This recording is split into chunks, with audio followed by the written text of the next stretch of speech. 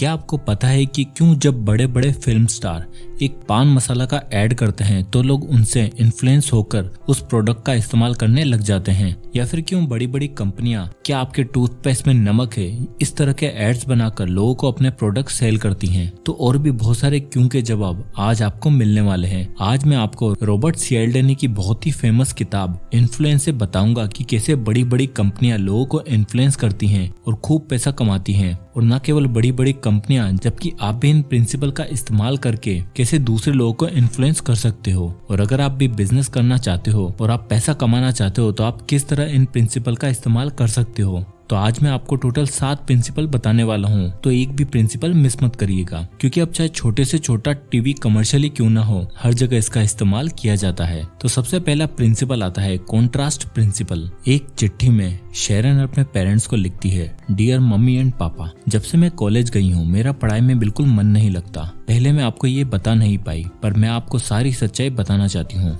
मगर पहले आप आराम से बैठ जाइए और इस लेटर को आगे तभी पढ़ना जब आप आराम से बैठ जाओ। पहले तो मैं आपको ये बताना चाहती हूँ कि जब मेरे हॉस्टल में आग लगने पर मैं खिड़की से कूदी तो मुझे स्कल फ्रैक्चर हुआ था। अब वो ऑलमोस्ट ठीक हो गया है। 2 हफ्ते हॉस्पिटल में रहने के बाद अब मुझे ठीक से दिखाई भी देने लग गया है और हेडेक भी दिन में एक ही बार होता है। किस्मत से जब मैं खिड़की से कूदी थी तो गैस स्टेशन में रहने वाले एक लड़के ने मुझे देख लिया था। उसी ने फायर ब्रिगेड और एम्बुलेंस को कॉल किया था और वो मुझसे मिलने हॉस्पिटल में भी आया था। क्योंकि मेरे हॉस्टल में आग लग गई थी तो मेरे पास रहने के लिए कोई भी जगह नहीं थी, इसलिए मैं रहने के लिए उसी लड़के के साथ चली गई थी। वो लड़का बहुत ही अच्छा है, हम एक दूसरे से बहुत प्यार भी करने लग गए हैं और जल्दी शादी भी करने वाले हैं, इससे पहले कि मेरी प्रेगनेंसी लोगों को दिखाई दे। हाँ मम्मी पापा, मैं प्रेग्नेंट हूँ और मैं जानती हूँ कि आप भी ग्रैंड पेरेंट्स बनने के लिए कितने उत्सुक हैं और मैं जानती हूँ कि आप हमारे बच्चे को भी उतना ही प्यार करोगे जितना आप मुझसे करते हो। पर हमने शादी के लिए डेट इसलिए फाइनल नहीं की है क्योंकि मेरे बॉयफ्रेंड को एक माइनर इन्फेक्शन है जो कि केयरलेसली मुझे भी हो गया है। अब चूंकि मैं आपको सब कुछ बता चुकी हूँ तो मैं आपको ये भी बताना चाहती हूँ कि मेरे हॉस्टल में कोई भी आग नहीं लगी थी और मुझे कोई फ्रैक्चर भी नहीं हुआ था और मेरा कोई बॉयफ्रेंड भी नहीं है और न ही मैं प्रेग्नेंट हूँ। बस मुझे हिस्ट्री में B मिला है और केमिस्ट्री में F। तो इसलिए हमेशा ये याद रखना कि जिंदगी में चीजें इससे भी बुरी हो सकती हैं, इसलिए छोटी छोटी बातों पर गुस्सा नहीं करते। आपकी प्यारी बेटी शेरन। इसे एक चीज तो क्लियर हो गई कि शेरन बेशक केमिस्ट्री में फेल हो गई थी बट साइकोलॉजी में उसे A मिलेगा, क्योंकि उसे पता है कि कॉन्ट्रास्ट प्रिंसिपल कैसे काम करता है। यह प्रिंसिपल कहता है कि अगर आपको 2 चीजें दिखाई जाती हैं जो कि एक दूसरे से अलग है तो आप उन दोनों चीजों को इतना अलग समझेंगे जितना वो सही में है भी नहीं। जब हम किसी हल्की चीज को उठाते हैं और उसके बाद किसी भारी चीज को, तो हम भारी चीज को इतना भारी समझेंगे जितना वो है भी नहीं। इससे हमें ये पता चलता है कि लोग सेम चीज को डिफरेंट तरीके से देख सकते हैं, जो कि इस बात पर डिपेंड करेगा कि उससे पहले उन्होंने क्या देखा या महसूस किया। इसलिए आपने भी देखा होगा कि कोई सेल्समैन या किसी शॉपिंग मॉल में आपको पहले महंगी चीजें दिखाई जाती हैं ताकि आपको उसके बाद दिखाई देने वाली चीजें ज्यादा महंगी ना लगे और आप ज्यादा से ज्यादा चीजें खरीद लो। इसलिए बड़े से बड़े बिजनेस इस टैक्टिक का यूज करके वो प्रोडक्ट को आपके सामने 2 अलग अलग तरीके से दिखाते हैं और हमें पता तक नहीं चलता। अब आता है दूसरा प्रिंसिपल, स्केर्सिटी। जो चीज जितनी कम होती है उसकी वैल्यू उतनी ही ज्यादा होती है। जब भी हम कोई ऑनलाइन प्रोडक्ट खरीदने के लिए वेबसाइट ओपन करते हैं तो आपको वहां पर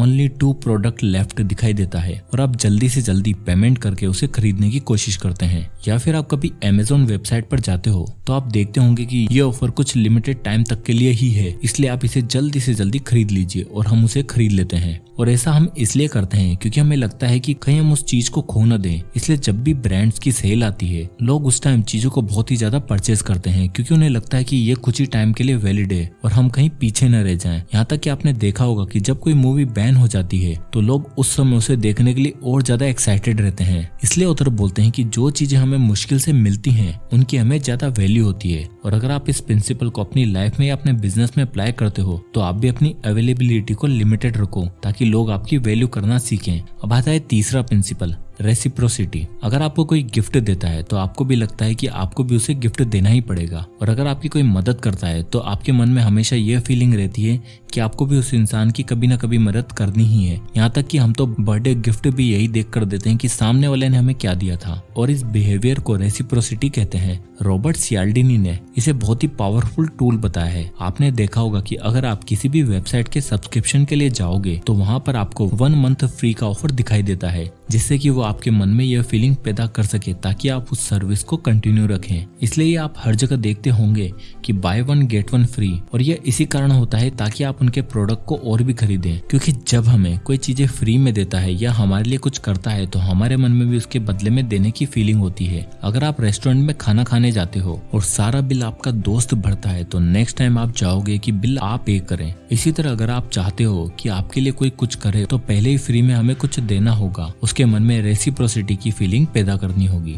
अब आता है fourth principle, commitment and consistency. हम सब जानते हैं कि अमेज़न कितनी बड़ी कंपनी है, बट उसके टॉप पर रहने का राज क्या है। अमेज़न अपने एम्प्लॉय के लिए एक प्रोग्राम रखता है जिसे अमेज़न ने पे टू क्विट का नाम दिया है। बेसिकली इसके अंदर अगर कोई एम्प्लॉय नौकरी छोड़कर जाना चाहता है तो अमेज़न उस एम्प्लॉय को नौकरी छोड़ने के $5000 फ्री में देता है। अब सुनने में ये बड़ा अजीब है कि भला कोई कंपनी हमें नौकरी छोड़ने के पैसे क्यों दे रही है, बट अमेज़न ये चाहता है कि उनकी कंपनी में केवल वही एम्प्लॉय काम करें जो दिल से और पूरी कमिटमेंट के साथ अमेज़न में काम करना चाहते हैं, जिन्हें वहाँ पर एक्चुअल में काम करने में मजा आता है। अगर कोई एम्प्लॉय उस नौकरी से खुश नहीं है तो वो ढंग से काम नहीं करेगा, तो ये उस एम्प्लॉय की हेल्थ के लिए भी अच्छा नहीं होगा और ना ही अमेज़न के लिए। इसलिए अमेज़न नहीं चाहता कि कोई भी उनकी कंपनी में जबरदस्ती काम करे। इसलिए अमेज़न अपने एम्प्लॉय से पूरी तरह कमिटमेंट चाहता है। तो इसी तरह अगर किसी भी कंपनी के एम्प्लॉय पूरी शिद्दत से काम करेंगे तो जाहिर है कि वो कंपनी टॉप पर ही रहेगी। अब आता है फिफ्थ प्रिंसिपल,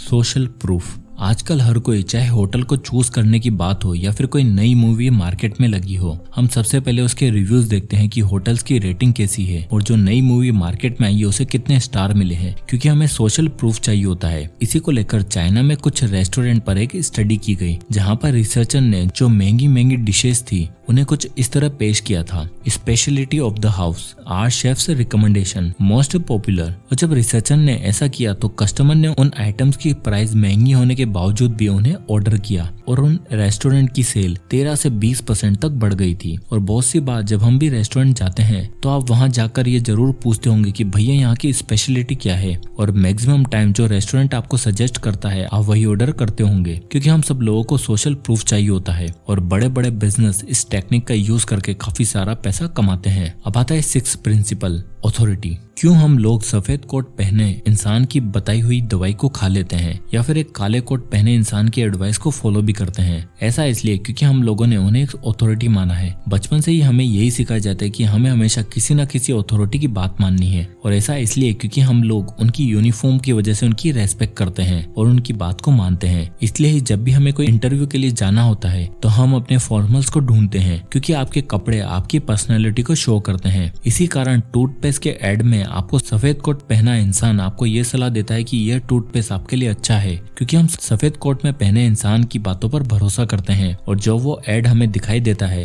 तो हम उसकी बातों को मानते हैं और वो टूथपेस्ट खरीदते भी हैं। अब आता है सेवंथ प्रिंसिपल, लाइकिंग। साइकोलॉजिस्ट का ये मानना है कि हम उन लोगों को जल्दी हाँ कर देते हैं जिन्हें हम लाइक करते हैं या हम उनकी तरह दिखना चाहते हैं। इसलिए ही लोग उनके फेवरेट एक्टर जिस ब्रांड्स के कपड़े पहनते हैं तो वो लोग भी उसी ब्रांड्स के कपड़े खरीदते हैं। इसलिए जब भी कोई सेल्समैन आपको कुछ बेचने आता है तो वो कोशिश करता है कि आप में और वो खुद में कोई सिमिलरिटी ढूंढे। अगर आप शहर में नए नए आए हो और किसी स्टोर पर कुछ खरीदने जाते हो तो सेल्समैन आपसे ये पूछेगा कि आप कहाँ के रहने वाले हो, और आप जैसे ही अपने शहर का नाम बताओगे तो वो अपने आप को रिलेट करने लगेगा कि उस शहर में तो मेरा दोस्त रहता है या फिर वहाँ तो हम कुछ दिन पहले घूमने भी गए थे। तो इस तरह जब हमें अपने जैसा कोई और दिखाई देता है और उसकी थॉट्स हमसे काफी मिलती है तो हम उसे लाइक करने लग जाते हैं, और कंपनियां इसी साइकोलॉजी का इस्तेमाल करके अपने प्रोडक्ट को सेल करती हैं। तो दोस्तों ये थे वो बिजनेस के 7 प्रिंसिपल जिनका इस्तेमाल हर छोटे से लेकर बड़ा बिजनेस करता है और सक्सेसफुल भी रहता है। तो अगर आप भी एक सक्सेसफुल बिजनेस बनाना चाहते हैं तो इन्हें जरूर फॉलो करिएगा। सो आई होप की वीडियो आपको पसंद आया होगा, तो इसे लाइक करें और ज्यादा से लोगों तक शेयर करें। और अगर आप इसी तरह के वीडियोस चाहते हैं तो हमारे चैनल को सब्सक्राइब करना ना भूलें।